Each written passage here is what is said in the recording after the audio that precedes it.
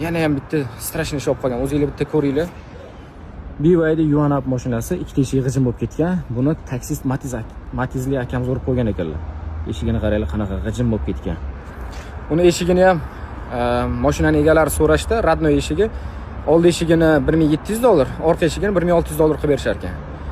Matizda sotsa ham buncha narx ketmaydi-da. O'shaning uchun xudo xolasa Matizli akamizni tushungan holatda ancha arzoniga, sizlar o'ylagan narxdan ham arzoniga qilib beradigan bo'ldik. Va nihoyat 2 kun deganda BYD'imizni ishini tugatib oldik. Ishimizga o'zingizlar bitta baho berasizlar.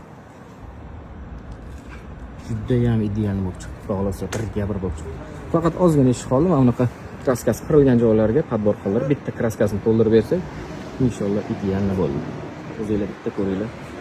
Xudo xolasa bir tomchi ham kraska tegmadi. O'zi radnoyga chiqib keldi, zavodga yaqin bo'ldi. Inshaalloh egalar rozi bo'lib ketishadi. Kimga shunaqa sifatli miyatgina xizmatlar kerak bo'lsa, bemalol PDR Centerga ishonsanglar bo'ladi. Joninglar sog' bo'lsin, bizga ishinglar tushmasin.